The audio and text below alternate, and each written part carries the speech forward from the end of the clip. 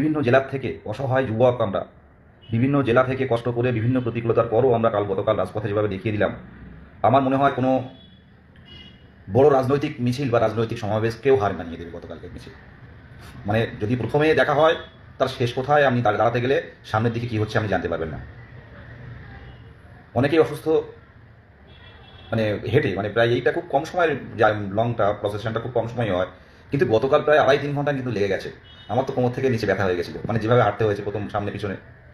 তো এত বড় মিছিল যে পিছন দিকে যারা মানে রাস্তার লোক এপার ওপার পার হয়, রাস্তা পারাপার হয়, তারাও অধৈর্য হয়ে যাচ্ছে, শেষ নেই।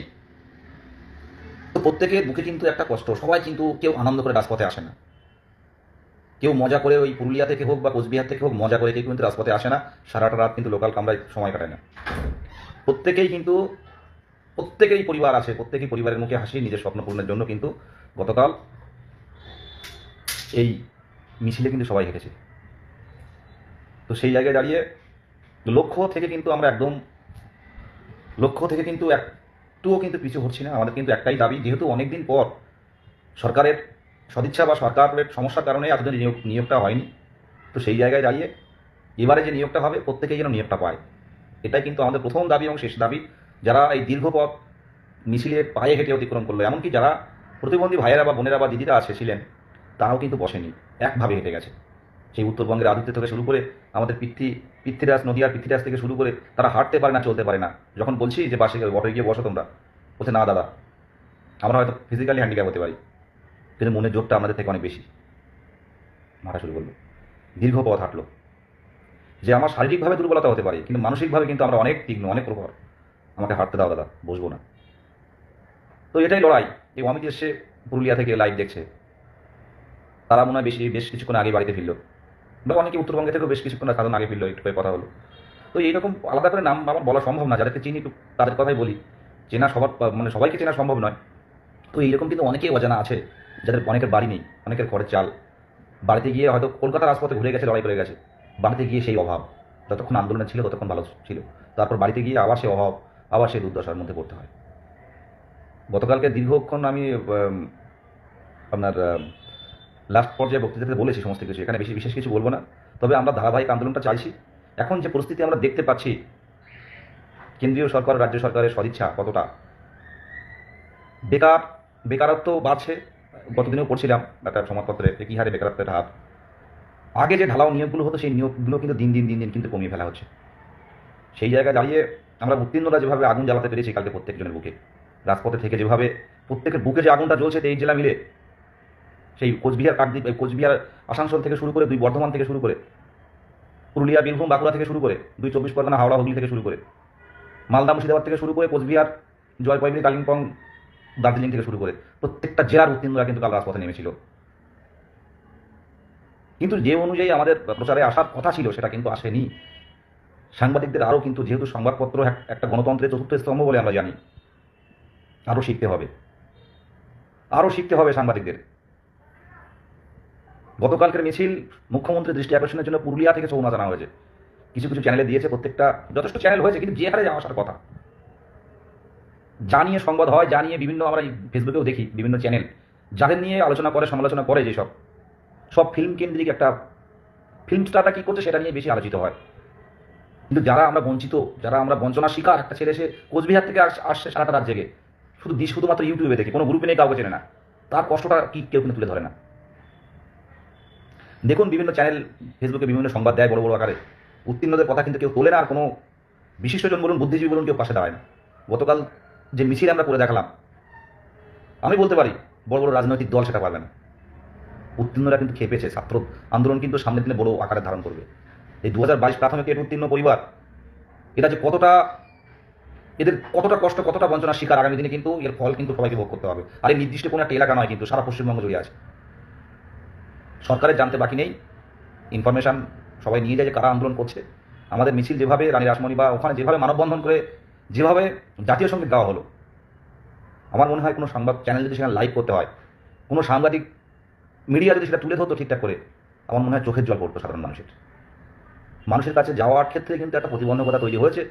বর্তমানে যে সংবাদ চর্চা, বর্তমানে যে বিষয়গুলো চর্চা সাংবাদিক মাধ্যমে বা বিভিন্ন সংবাদের প্যানেলে যে বিতর্কগুলো হয়, সেটা মনে হয় আমাদের নিয়ে করাটা বাঞ্ছনীয়, কিন্তু সেটা কিন্তু বাস্তবে আমরা দেখতে পাচ্ছি না।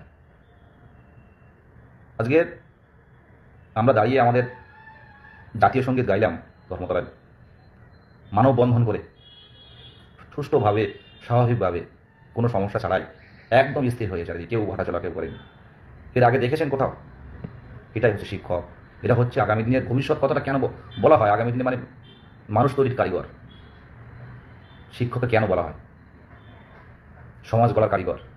কেন বলা হয় এটাই, যে জাতীয় সঙ্গীত কলকাতার মতো একটা রাস্তা, মানে রাসমন্ডি এভিনিউ ধর্মতলায় ঢোকার আগে এত বড় একটা, মানে খুব ট্রাফিক, ওখানে সব স্তব্ধ করে দাঁড়িয়ে আছে জাতীয় পতাকা হাতে নিয়ে, জাতীয় সঙ্গীত গাইছে, নিঃশব্দ চারিদিকে, সাইলেন্ট জোন পুরো একবার কলকাতার রাজপথ, পুরো মেন কলকাতার জায়গা ওটা কলকাতা। চ্যানেল যদি ওরা ঠিকভাবে তুলে ধরতে পারতো সেই সময়টা, আমার মনে হয় যে কোনো মানুষের চোখে জল নেমে আসতো। কিন্তু বর্তমান পরিস্থিতি, কারা কিসের পিছনে ছুটছে সেটা আমরা বুঝতে পারছি সব কিছু। গতকালকের যে মিছিলটা যেভাবে ফোকাস আসার দরকার ছিল, সেই ফোকাসের পিছনে একটু হলেও কিন্তু ঘাটতি আছে। এটা আমাদের নয়, চতুর্থ স্তম্ভের সংবাদ মাধ্যম সেটা কিন্তু দেখানোর ক্ষেত্রে কিন্তু খুব কমই হয়েছে। আমি যদিও অতটা সুযোগ পাই, কিন্তু অন্যান্য ক্ষেত্রে যতটা রেসপন্স পাওয়া যায় সেক্ষেত্রে কিন্তু একটু হলেও কম হয়েছে। এটা আমরা আগামী দিনে, এটা নিয়ে সাংবাদিকদের যেহেতু আমাদের আলাদা সব কিছু কথা হয়, আমি বিষয়টা তুলে ধরবো। যদিও সাংবাদিকদের এটা কোনো ব্যাপার না, এটা নিউজ রুম থেকে ঠিক হয়। যাই হোক, যে আমাদের যে মিছিলটা কিন্তু আরও বেশি কিছু সমাজের কাছে বার্তা দিতে পারতো। তো আমরা কিছু ঘটবো না, আমরা একটা ব্যর্থতা থেকে, বা এটা আমাদের ব্যর্থতা নয়, তো আগামী দিনে কিন্তু আমরা ধারাবাহিক আন্দোলনটা চালিয়ে যাব। আগামীকাল আমি যেটা বলতে চাইছি, আগামীকাল প্রাথমিক পর্ষদের খুব কাছেই, মানে রাস্তাটা টপকালে প্রাথমিক পর্ষদ, তো পশ্চিমবঙ্গ প্রাথমিক পর্ষদ যেখানে আমরা ইন্টারভিউ দিতে যাব, তার পাশেই কিন্তু আমরা অবস্থান বিক্ষোভের ডাক দিয়েছি। আমরা শান্তিপূর্ণ অবস্থান, আমরা বসবো 11টা থেকে 4টে পর্যন্ত। 11টা থেকে 4টে পর্যন্ত। এর মধ্যে আমরা পশ্চিমবঙ্গ সরকারের কমিশনার, যিনি প্রত্যেকটা ডিপিএসসি থেকে যিনি শূন্য পদগুলো কালেক্ট করেন এবং শিক্ষা দপ্তরে পাঠান, শিক্ষা দপ্তর সেটা সব দেখে শুনে যেটা পর্ষদকে পাঠানো হয়, সেই কমিশনার, সব বিকাশ ভবনের মেন মাথা, মানে শীর্ষ মানে বলতে আধিকারিক বলতে পারেন, সেখানে কিন্তু আমরা আগামীকাল যাব। এবং পর্ষদ মানে কি বলতে চাইছে, এখানে পর্ষদের কিছু করার নেই, পর্ষদ বসে আছে কাজ করার জন্য, সরকার শূন্য পদ দিলেই শুরু করবেন। তো আগামীকাল কিন্তু আমরা বিকাশ ভবনের শীর্ষ আধিকারিক কমিশনার সাহেবের কাছে যাব, আমাদের নিয়ে কি চিন্তা ভাবনা, আমাদের সমাধানটা কী করে হবে, সেই বিষয়টা কিন্তু আগামী দিনে আলোচনা হবে। এবং আগামী দিনে আশা রাখছি একটা কোনো না কোনো খবর আমরা পাবো। যদি দেখি যে না, কমিশনার সাহেবও কিছু বলতে পারছেন না, কমিশনার সাহেবও এই বিষয় অবগত নয় যে 22 নিয়ে কী হচ্ছে বা শূন্যপদ এরকম কালেক্ট হচ্ছে, কবে নাগাদ শুরু করবেন, এই বিষয়গুলো এবং যাবতীয় তথ্য আমরা তুলে দেবো। এবং আমাদের অন্তত ফর্ম ফিল আপটা করে রাখার জন্য আমরা কিন্তু সাজেস্ট করে আসবো যে ডিসেম্বর মাসের অন্তত ফার্স্ট উইক না সেকেন্ড উইক থেকে ছুটি পড়ে যাবে, তারপরে আমাদের অন্তত ফর্ম ফিল আপটা করে রাখা হোক। কতজন পূর্ণ প্রশিক্ষিত ডিএলএড আছে, কারণ এতদিন বসে থাকা সম্ভব নয়। আমরা পূর্ণ প্রশিক্ষিত ডিএলএড এর সংখ্যা দেখলেই কিন্তু আমরা একটা আইডিয়া করতে পারবেন যে এতজন বৈধ এখনো পর্যন্ত টেট উত্তীর্ণরা আছে, তো শূন্যপদটা আমার এত দরকার। কোনো ব্যাপারই না, এখন যে ফরম্যাট যে কয়েক মিনিটের মধ্যে, কয়েক ঘন্টার মধ্যে বলে দেওয়া যাবে কতজন পূর্ণ প্রশিক্ষিত ডিএলএড টেট উত্তীর্ণ আছে, কতজনের বয়স পেরিয়ে যাচ্ছে, এটা এখন ফরম্যাট দিলেই পেরিয়ে যাবে এক্সেলে ফেললে। তো সেই জায়গায় দাঁড়িয়ে সব দিকে বিবেচনা করে যারা পুরনো প্রার্থী তারাও যেন বাদ না যায়, পুরনো প্রার্থী যারা আছে, যাদের বয়স পেরিয়ে যাচ্ছে 1/1/24 হিসেবে যারা আছে তাদের নিয়ে, যাদের বয়স পেরিয়ে যাচ্ছে অনেক পুরনো, যারা 2003 2002 মাধ্যমিক, তাদের সংখ্যাও বুঝতে পারবেন যে এত সংখ্যা শূন্য পদ দিলে মোটামুটি কেউ বঞ্চিত হবে না। এই জায়গাটা তৈরি করার জন্য কিন্তু আগামীকাল আমরা যাচ্ছি। আর সে বিষয়ে কমিশনার সাহেবের কী বক্তব্য সেটা কিন্তু আমরা শুনবো। আর পরিষ্কার কথা বলছি, এখানে আমাদের হাত জোরে করে চাওয়ার জায়গা নেই, আর সেই সময়টা নেই। হাত জোর করে চাওয়ার সময়টা নেই, রিকোয়েস্টের সময়টা নেই, আমাদের দিতে হবে। অনেক সময় পেরিয়ে গেছে, অনেক সময় পেরিয়ে গেছে। আমি শুধু দূর দূর জেলা, যারা উত্তরবঙ্গ থেকে শুরু করে মালদা বা মুর্শিদাবাদের পিছনে যারা থাকেন, উপরে যারা থাকেন, দূর জেলাগুলোতেও আসবেন না। যদি কাছাকাছি জেলা আসতে চান অবশ্যই আসুন, আমাদের বেশি সংখ্যক জমায়েত করতে চাইছি না, কিন্তু আপনারা যারা গতকাল আসেননি তারা কাল আসুন, আগামীকাল আসুন। শিয়ালদা থেকে 10:37 না 10:45 একটা গাড়ি আছে, মেট্রো ধরবেন, মেট্রো ধরে করুণাময়ী বাস স্ট্যান্ডে নামবেন, এই করুণাময়ী মেট্রো স্টেশন, ওখান থেকে ডান দিকে গেট ধরে বাস স্ট্যান্ডের মধ্যে থেকে দেখবেন সৌরভ গাঙ্গুলী একাডেমি বা মেন গেট করুণাময়ী বাস স্ট্যান্ডের, ওখানে গেলে দেখা পাবেন। প্রত্যেককেই বলবো, অনেকে আসেন যারা কোনো গ্রুপে যুক্ত নেই, কিন্তু আপনারা প্রত্যেকটা আন্দোলনে আসেন বা কতদিন এসছেন, তাদের উদ্দেশ্যে বলছি আগামীকাল আমরা 11টা থেকে 4টে এর মধ্যে বিকাশ ভবন পর্ষদ মাঝে করুণাময়ী বাস স্ট্যান্ড এপারটায়, তো এখানে আমরা বসছি এবং এখান থেকে কিন্তু আমরা যাব। এবং এটা উত্তীর্ণদের একটু দেখাতে হবে, যদি আমরা অনেকেই কষ্ট করেছে, কাল যথেষ্ট হেঁটেছেন আপনারা প্রায় 2.5 ঘন্টা ধরে, এই কষ্টের মানে এর সাথে মানে অন্য কিছু তুলনা করা সম্ভব নয়। আমি চাই যে প্রত্যেকেই যারা এই কষ্টের ভাগিদার হয়েছেন, প্রত্যেকের স্বপ্ন পূরণ হোক, আর তার জন্যই লড়াই। স্বপ্ন পূরণ না হওয়ার কোনো প্রশ্নই নেই, এভাবে চালিয়ে যেতে হবে লড়াইটা আমাদের। যারা আসতে পারেনি আমি চাইবো আগামীকাল আসুন, আর যারা আসতে চান, মানে পাশাপাশি জেলা হাওড়া হুগলি বর্ধমান 2 24 পরগনা, হাওড়া হুগলি বর্ধমান 2 24 পরগনা আর মুর্শিদাবাদ থেকে আসতে পারেন, আমরা আসুন। প্রত্যেককেই বলবো, আর কলকাতা জেলা তো আছেই, কলকাতা থেকে বলবো আগামীকাল আসুন, অন্তত আমাদের আগামীকালটার একটা এই যে দীর্ঘ মিছিল আমরা করলাম এবং আগামীকাল সে বিষয়ে কী বলছেন মেন সরকারের আধিকারিক, যে বিষয়টা আমরা বলুন, এইভাবে কিন্তু আমরা হয়তো চোখে আড়ালো হচ্ছে কিনা জানি না, আমরা দেখতে পাচ্ছেন কিনা জানি না, কিন্তু দীর্ঘদিন কিন্তু এইভাবে পড়ে আছি আমরা। সুতরাং আমাদের বিষয় নিয়ে কী ভাবছেন, কী সমস্যা বলুন, সেই সমস্যা কী কী সমস্যা তুলে ধরতে পারবে এটা নিয়েও আমরা অ্যানালাইজ করেছি। সেই সমস্যার সাপোর্টে কিন্তু আমরা আমাদের পয়েন্ট কিন্তু গুছিয়ে নিয়েছি। আমাদের মোহিত আছে, পার্থ আছে, সবাই যারা আছে, আমরা বিষয়গুলো কিন্তু আলোচনা সাপেক্ষ এবং আজকে অ্যাডমিন প্যানেলের মিটিং আছে 23 জেলার, তার উপর নির্ভর করে আমরা একটা মানে অ্যাডমিন প্যানেলের মিটিং হবে, তারপর 23 জেলার টেলিগ্রাম মিটিং হবে, 23টা জেলার টেলিগ্রাম মিটিং হওয়ার পর আমাদের যে সিদ্ধান্ত উঠে আসবে সেটাই কিন্তু আমরা শিক্ষা দপ্তরে জানাবো পশ্চিমবঙ্গ সরকারের কাছে। আমরা কিন্তু আগামীকাল কিন্তু খুব ভাইটাল সময়, আগামীকাল কী অবস্থায় আছে, সরকার কি সত্যি চাইছে দ্রুত নিয়োগ? ফোন এসছে। হ্যাঁ, সরকার কি সত্যি চাইছে নিয়োগ, না মাস না ফেব্রুয়ারি মাস না জানুয়ারি মাস, এই বিষয়গুলো তুলে ধরুন, তাহলে বারে বারে রাজপথে আমার কোনো প্রসঙ্গ আসবে না। তো এটাই হচ্ছে কথা। আপনারা যারা পাশাপাশি জেলায় আছেন আমার লাইভটা দেখুন, বা গতকাল পার্থ লাইভ করেছে বলার জন্য, তো প্রত্যেকেই বলবো আমাদেরও শরীর ভালো নেই, কিন্তু যেতে হবে, যখন স্বপ্নটা পূরণ হবে, যখন আমরা স্কুলে পেয়ে যাবো।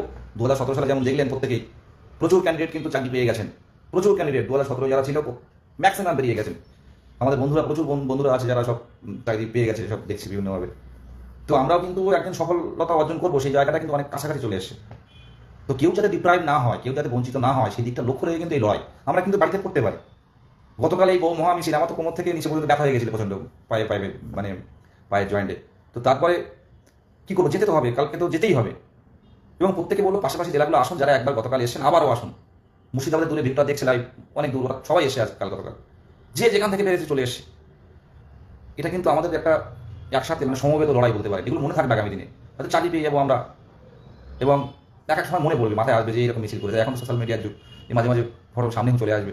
তো এই জায়গাটা একটু লড়াই করি আমরা, প্রত্যেককেই বলবো আসুন, আমরা ঠিক জিতবো, সেই জায়গাটা ধারাবাহিক লড়াইটা হোক। নিয়োগ কিন্তু প্রাথমিকই হবে, বারবার একটা কথাই বলছি, নিয়োগ কিন্তু প্রাথমিকই হবে। অন্য কোনো পরীক্ষা নিয়োগ দিতে গেলে তার পরীক্ষা নিতে হবে, প্রাথমিক কিন্তু পরীক্ষা হবে না। আমরা উত্তীর্ণ হয়ে আছি, এটা মাথায় রাখবেন। এটা ভাবছেন হয়তো কঠিন, কিন্তু কঠিন নয়। যারা 2017 সালে টেট কোয়ালিফাই করেও ভাবিনি তারা যে সবাই চাকরি পাবে, প্রত্যেকে কিন্তু বেরিয়ে গেছে, আর কয়েকশো পড়ে আছে, কয়েকশো। তো এই জায়গাটা মনে হচ্ছে কঠিন, কিন্তু যখন পেয়ে যাবেন তখন ভাববেন যে না, এটা তো স্বাভাবিক ছিল। তো নিয়োগ কিন্তু প্রাথমিক হবে। অন্যান্য ক্ষেত্রে এখন নিয়োগ দিতে গেলে তার পরীক্ষা নিতে হবে, ভাইবা নিতে হবে, আনুষঙ্গিক অনেক কাজ, ফর্ম ফিল আপ থেকে শুরু করে। একমাত্র প্রসেস কমপ্লিট হয়ে আছে 22-এর, সেটা অনেক অফিসাররাও বলেন যে তোমাদের একমাত্র এবার বাকি আছে, তোমাদেরটা ছেড়ে দিলে অনেক ঝামেলা মিটে যাবে সরকারের। বিভিন্ন জায়গায় গেলে কিন্তু এটা আমাদের সামনে বলেন যে তোমাদেরটাই বাকি রয়েছে 2022 ডেটটা, এই 22 ডেটটাই একমাত্র বাকি আছে। এটা ছাড়লে সরকার মোটামুটি উত্তীর্ণদের মোটামুটি সব শেষ হয়ে যাবে, তারপর নতুন করে পরীক্ষা নেওয়ার চিন্তা ভাবনা আছে। তো এই জায়গাটা ধারাবাহিকতাটা বজায় রাখতে হবে। গতকালকে মিছিলটা পুরোটাই তুলে ধরা হয়েছে, গতকাল মানে আগামীকাল কিন্তু এটা তুলে ধরবো যে মিছিলটা দেখুন, এত উত্তীর্ণরা এসছে। আপনারা যদি আমাদের নিয়ে ডিসেম্বর মাসে কোনো কিছু না ভাবেন, বিকাশ ভবন কিন্তু বসবো আমরা গণতান্ত্রিক পদ্ধতিতে, এবং আইন ভাঙতে বাধ্য হবো। আমরা কোথাও যাবো না, বিকাশ ভবনের সামনেই বসবো, আমাদের সাথে আলোচনা করুন। কিন্তু আমরা বারে বারে কিন্তু আমাদের দুয়ারে আসছি, আমাদের দুয়ার না ওটা, আপনাদের দুয়ার না, আমাদের দুয়ার বলতে পারেন। কারণ বিকাশ ভবন মানুষের জন্য তৈরি, মানুষের সুবিধার্থে তৈরি, মানুষের ভালো রাখার জন্য তৈরি। শিক্ষা দপ্তরে এমন শিক্ষকদের নিয়োগ দেওয়ার জন্য তৈরি। আর এই শিক্ষক শুধু এমনি এমনি নিয়োগ হয় না, শিক্ষকের সাথে যুক্ত রয়েছে পুরো সিস্টেমটা আগামী দিনের সম্পদ তৈরি করার জন্য। সেইখানটা কিন্তু ঘাটতি হচ্ছে। শেষ 2017 সালে প্রাথমিক টেট উত্তীর্ণদের নিয়ে শেষ নিয়োগ হয়েছিল, কবে হয়েছিল সেটা আমি বলবো না, সেটা আমাদের সমস্যা, আমাদের দুর্বলতা, আমাদের ভুল। 2017 নিয়ে শেষ নিয়োগ দিলেন আপনারা। 18 সাল থেকে যে সেটা ডিগ্রেড করছে সে আর কতদিন অপেক্ষা করতে থাকতে পারে? সবের পিছনে সরকার, সবকিছুর পিছনে সরকার ডিএলএড করছে, সেটাও সরকারি সার্টিফাইড করছে। টেট উত্তীর্ণ হলেন, সেটাও তো সরকার প্রত্যক্ষভাবে জড়িত। আমরা তো সবকিছু প্রসেস মেনটেন করে একের পর এক উত্তীর্ণ এক জায়গায় চলে এসে, তারপরেও কেন এত অনিয়া আমাদের নিয়ে, কেন এত বঞ্চনা? এই জায়গাটা আগামীকাল তুলে ধরছে। আর আগামীকাল সত্যি কথা বলতে আগামীকাল এই যে গতকালকে যে মিছিল, এই মিছিলের কষ্টটা আগামীকাল তুলে ধরবো। এবং পুরো মেন ভিডিওগুলো আমি কালেক্ট করেছি, যেটুকু পেয়েছি সামনে আগামীকাল তুলে ধরছি যে এই উত্তীর্ণরা কিন্তু আছে। আপনারা ভাবুন কি বলতে চাইছেন। আমরা হয়তো কাজে ব্যস্ত থাকেন, হয়তো টিভিতে দেখেছেন, কিন্তু বাস্তবিক সব তো চ্যানেল সব কিছু দেখাতে পারে না। তো এই ভিডিওগুলো দেখুন। আমাদের নিয়ে ডিসেম্বরে কিন্তু ফর্ম ফিল আপটা চাই কোনো না কোনোভাবে। আমরা জানুয়ারি মাসে লাস্ট কিংবা ফেব্রুয়ারির প্রথমে আমরা শূন্যপদ দিন, কোনো চাপ নেই, এই জায়গাটা তৈরি করবো। আর এটা কিন্তু কালকে আমি বলছি, আমরা পাশাপাশি জেলা যারা আছেন প্রত্যেককেই বলবো একটু আসুন, প্রত্যেককেই বলবো পাশাপাশি জেলা যারা আছেন একটু আসুন। এবং বিভিন্নভাবে আমরা গতকালকে যে বিষয়গুলো তুলে ধরেছিলেন সেই বিষয়গুলো আমরা তুলে ধরুন, বা কোনো কিছু লেখার মাধ্যমে বা কোনো কিছু সেজে বা কোনো রকম একটা ভালো কিছু তুলে ধরে। কারণ গতকালও মানে আগামীকালও কিন্তু অনেক সাংবাদিকরা আসবে, এবং আমরা ভালো করেই জানি যে সল্টলেকের সাংবাদিকদের সাথে কিন্তু আমাদের যেহেতু আমরা ডেপুটেশন দিই, সবাই আসেন, সেই হেতু যদি আমরা কোনো কিছু ভালো কিছু না তুলে ধরতে পারি মুখ্যমন্ত্রীর দৃষ্টি আকর্ষণে করার জন্য, তাহলে কিন্তু আমরা সাংবাদিকরা কী দেখবে, ওরা ভালো কিছু দেখবে, তাহলে কিন্তু সেটা কিন্তু সংবাদে তুলবে। তো সেই জায়গায় দাঁড়িয়ে ভালো কিছু করুন, ভালো কিছু কালকে তুলে ধরুন মুখ্যমন্ত্রীর দৃষ্টি আকর্ষণের জন্য। আপনাদের আলাদা করে বলছি না, কারো যদি কোনো চিন্তাভাবনা থাকে আগামীকাল করে নিয়ে আসুন। আগামীকাল সেই সব দৃষ্টি আকর্ষণের জন্য, মুখ্যমন্ত্রীর দৃষ্টি আকর্ষণের জন্য সেই সব বিষয়গুলো তুলে ধরতে পারবেন। আগামীকাল আসুন, আর বিস্তারিত বলবো না, একই কথা বারবার বলতে ভালো লাগে না। তবে এটুকু বলছি, উত্তীর্ণ যারা আছেন, পূর্ণ প্রশিক্ষিত, আমরা কিন্তু অনেকেই লাকি, হয়তো দেরি হচ্ছে কিন্তু লড়াইটা চালিয়ে যেতে হবে। কিন্তু যারা টেট উত্তীর্ণ হতে পারেননি 2 নম্বর 4 নম্বর 6 নম্বর 8 নম্বর 10 নম্বরের জন্য, তাদের যাদের বন্ধু বান্ধব আছে একটু ভেবে দেখুন তাদের অবস্থাটা। যারা অন্যান্য প্রশিক্ষণ প্রাপ্ত, যারা ডিএলএড নয়, তাদের ভেবে দেখুন তাদের চিন্তাভাবনাটা, তাদের কষ্টটা। আমরা কিন্তু প্রসেসে অনেক এগিয়ে আসি, আর সরকারের সুবিধা উত্তীর্ণদের নিয়োগ দেওয়া, কারণ প্রসেসটা কমপ্লিট আমাদের, শুধু একটু ইন্টারভিউ বাকি, শুধু ইন্টারভিউ বাকি।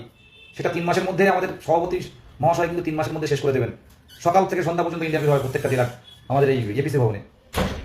এটা মাথায় রাখবেন, শূন্য পথে একবার কম দিয়ে দিলে কিছু করার থাকবে না কিন্তু। তাই বলবো পাশাপাশি জেলা যারা আছেন লড়াইটা করি, কি করার আছে, যদি চেষ্টা করা হচ্ছে, যদি অন্তত ফর্ম ফিল আপটা করে রাখা হয়, এটা তো কোনো বাধ্যবাধকতা নেই, বা কেউ কিছু করতে পারবে না কোনো নোটিফিকেশন ছাড়াই, যে কতজন পূর্ণ প্রশিক্ষিত ডিএলএড আছে আমরা দেখতে চাইছি। সেই অনুযায়ী একটা প্রোগ্রাম খুলে এটা করতে পারে, তারপর শূন্যপদটা দিলে কিন্তু সব চাপ কমে যাবে, কেউ বঞ্চিত হবে না।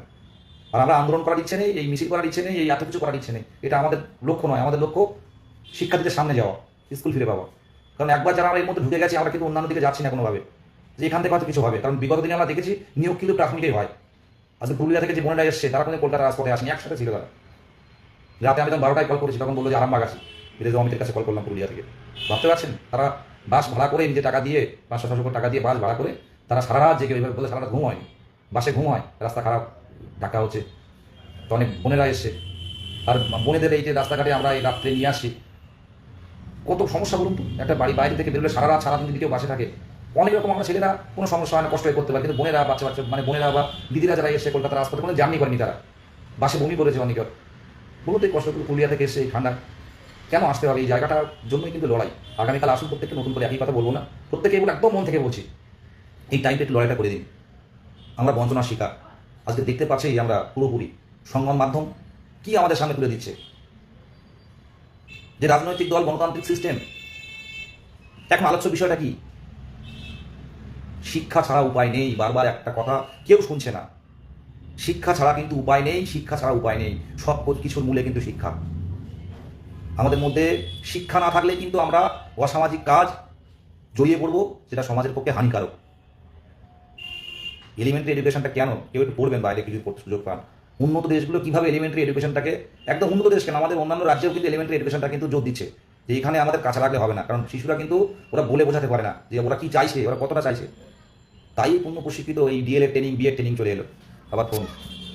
তো এই ভালো লাগে না, শুধু এটুকু আগামীকাল কেটে একবার কেটে আগামীকাল শিয়ালদা থেকে মেট্রো ধরবেন, করুণাময়ী মেট্রো স্টেশন নামবেন, নেমে ফোন করবেন বা মেসেজ করবেন, উত্তর দেবো। গলা ভেঙে গেছে দেখতে পাচ্ছেন, সব ম্যাক্সিমাম অনেকেরই শরীর খারাপ আজকে, যারা গতকাল গেছিলেন। আবার আগামীকাল আসাটা মানে কাল আসাটা খুব চাপে, কিন্তু পাশের জেলাগুলো আসুন, অন্তত কিছু না 150-200 জন কিন্তু আমাদের রাখতে হবে ওখানে, প্রত্যেকে আসুন। এই অনুরোধ করতে করবো, এই জেলার যারা উত্তরবঙ্গ বা দূরের জেলা বা দূরের বাড়ি, তাদেরকে আসতে হবে না, কিন্তু যারা কাছাকাছি আছেন, যারা বা সকালে বেরিয়ে দেখা যাচ্ছে 11টার মধ্যে ঢুকে যেতে পারবেন, তারা আসুন প্লিজ, তারা আসুন আগামীকাল। আরও যদি আমরা সংবাদ মাধ্যমে একটু বুঝিয়ে আরও সুন্দরভাবে তুলে ধরতে পারি, মুখ্যমন্ত্রীর দৃষ্টি আকর্ষণ হবে। তবে গতকালকের মিছিল যারা ইনফরমেশন নেওয়ার বা সরকারের দেখা, কিন্তু সবাই দেখেছেন যে মিছিলটা কী হারে হয়েছে, এবং এখনও দেখলাম ইউটিউবে অনেক চ্যানেলে, বিপানন্দ থেকে শুরু করে অনেক চ্যানেলে দিচ্ছে এখন। তো প্রত্যেককেই একদম নতমস্তকে প্রণাম, যে লড়াইটা যে কারণে এসছেন, এই স্বপ্নটা পূরণ হোক। এই স্বপ্ন পূরণ করার জন্যই আমাদের এই ধারাবাহিক আন্দোলন। আর বিশেষ কিছু বলার নেই, আগামীকাল আমরা আসুন, আমরা থাকছি, আমি থাকছি। আর টেলিগ্রাম যে মিটিংটা হচ্ছে, টেলিগ্রাম মিটিংয়ে থাকুন। এনওএসের ব্যাপারটা আজকে টেলিগ্রাম মিটিংয়ে আসুন, ডিটেলস ওখানে জানানো হবে। যেটুকুই, আগামীকালকে সবাই আসুন, এই মানে আসুন, আর আজকে টেলিগ্রাম মিটিংয়ে সবাই যুক্ত হন। ধন্যবাদ সবাইকে। এই বেশ কিছুক্ষণ অনেকক্ষণই হলো লাইভ করলাম। ভালো থাকবেন প্রত্যেকে, সংগ্রামে অভিনন্দন। আর এইভাবে যেন না আসতে হয়, আগামীকাল যে আলোচনা করি কি হচ্ছে, আর এইভাবে রাজপথে যাতে না আসতে হয়, সেই জায়গাটা তৈরি করার চেষ্টা আমরা করছি। ধন্যবাদ।